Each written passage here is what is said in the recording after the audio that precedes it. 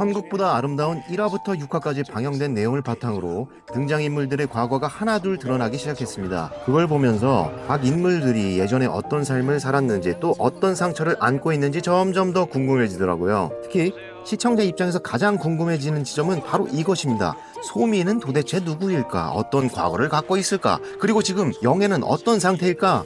해숙은 앞으로 어떻게 될까?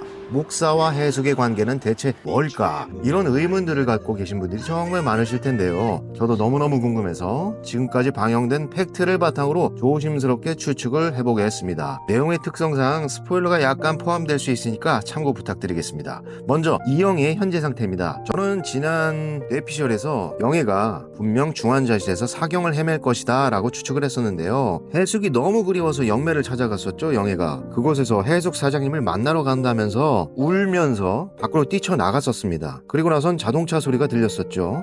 영애가 뛰어들었든 아니면 뛰어나가는데 차가 부딪혔든 사고가 난 건 분명한 것 같습니다. 그리고 놀랍게도 그 이후에 해숙과 재회를 하게 되잖아요. 그럼 영애는 산 사람일까요? 죽은 사람일까요? 정확하게 말하면 둘 다 아닌 것 같아요. 미분류로 판정받은 상태잖아요. 즉 완전히 죽지도 않고 완전히 살아있지도 않은 임사체험자입니다. 사실 1화에서 천국지원센터에서도 어떤 남자가 임사체험자로 나온 게 있었죠. 그때 다짜고짜 해숙을 보고 돌진했던 장면이 있었는데 그 남자의 관계도 좀 궁금해지긴 합니다. 그건 나중에 다뤄보도록 하고요. 어쨌건 그 장면을 통해서 천국이나 지옥의 존재들 중 일부는 돌아갈 수도 있는 애매한 상태일 수 있다는 복선이 깔려 있었습니다. 그래서 저는 지금도 이영애 역시 중환자실에서 사경을 헤매고 있는 상태 일 가능성이 가장 높다고 생각을 합니다. 지금 해숙 곁에 있는 이영애는 그야말로 한 줄기 그리움이 만든 임시 체류자라고 볼 수 있겠죠.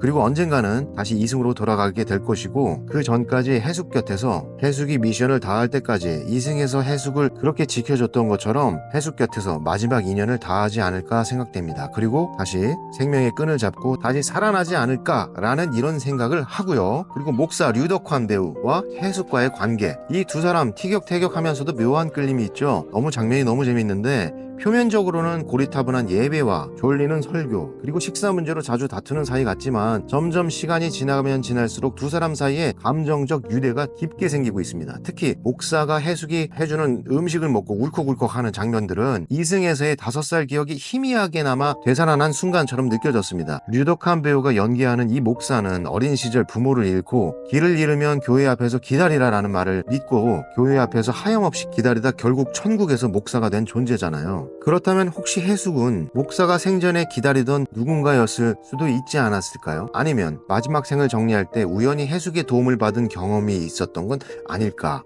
이런 생각을 합니다. 이승에서의 짧은 삶이었지만 누군가로부터 따뜻한 음식 한 끼나 위로를 받았던 기억이 그에게 강렬하게 남아 있었던 건지도 몰라요. 그게 해숙과 다시 만나자 무의식적으로 감정이 솟아나는 이유일 수 있습니다. 그래서 제 생각은 류덕한 배우가 5살 시절 생을 마감하기 전에 추운 겨울날 해숙이 일수를 마치고 돌아가던 길에 교회 앞 작은 담벼락 옆에서 초라한 옷을 입은 아이가 웅크리고 있는 걸 보게 됩니다. 가방도 없고 주변을 두리번거리지만 도움을 청하진 않아요. 처음엔 모른 척 지나가려던 해숙. 하지만 눈에 밟히죠. 아이한테 집이 어딨냐, 엄마가 어딨냐 물어보고 아이의 입에서는 대답 대신 뱃속에서 꼬르륵 소리만 나고 해숙은 당연히 그냥 지나칠 수가 없잖아요. 근처 편의점이나 포장마차로 가서 라면 한 그릇을 이 어린 친구한테 주죠. 그렇게 다 먹은 그 아이의 모습을 끝까지 지켜보고 해숙이 일단 이거 먹고 꼭 살아, 응? 라고 돌아서는데 다음 날에도 그 교회를 지날 때 또 있고 그리고 수제비도 사주고 그랬던 기억이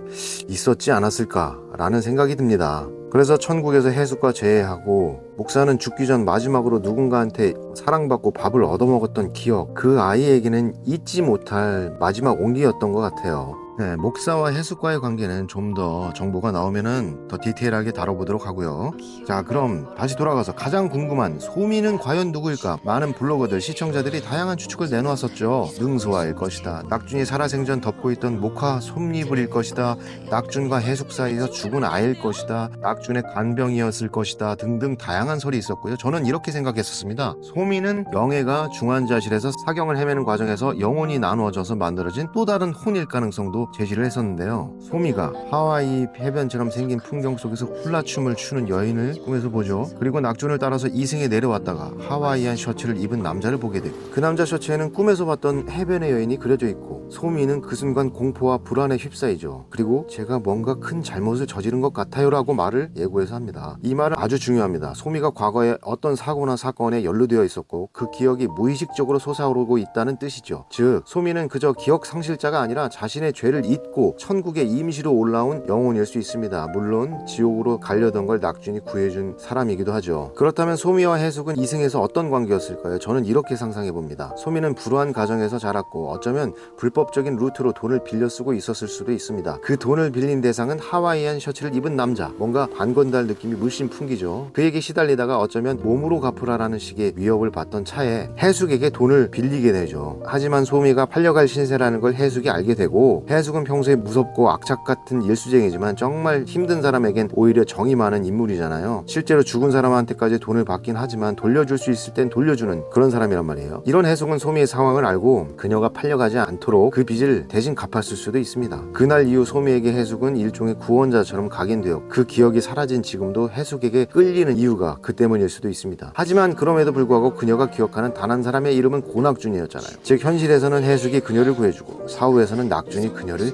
구해준 거죠. 이 두 존재가 소미에게는 생명의 줄 같은 존재가 된 겁니다. 저는 이렇게 소미가 과연 누구일까라고 새롭게 추측을 해보고요. 마지막으로 7화 예고에 등장하는 낙준의 시어머니에 대해 잠깐 언급해보겠습니다. 드디어 등장하는 시어머니죠. 해숙이 가장 두려워하고 껄끄러워했던 존재잖아요. 해숙은 생전에 그 시어머니 때문에 무척 시달렸다고 했었고요. 해숙이 천국에서 살림을 꾸려나가는 지금 시어머니가 다시 나타난다면 당연히 과거의 갈등과 서운함이 재점화될 것입니다. 시어머니의 아가 너냐라는 말 한마디로 시작된 시어머니의 방문, 곧 이어 시작될 살림 검사와 고부 갈등. 하지만 이번엔 해숙이 달라졌습니다. 지옥을 갔다 진짜 인연이 무엇인지 알게 된 사람이잖아요. 그래서 저는 이렇게 생각합니다. 7화에서 해숙은 처음엔 감정적으로 부딪히지만 결국 시어머니와의 화해도 이끌어내지 않을까. 천국에서는 모든 인연을 다시 정리해야 되니까요. 이렇게 복잡하고도 인연들의 실타래가 풀려가는 과정, 천국보다 아름다운은 지금 그 정점으로 향하고 있습니다. 7화가 기대되는 이유죠. 여러분 본방사수 꼭 해주시고요. 저도 7화 8화 보고 또 다른 에피소드로 찾아뵙겠습니다.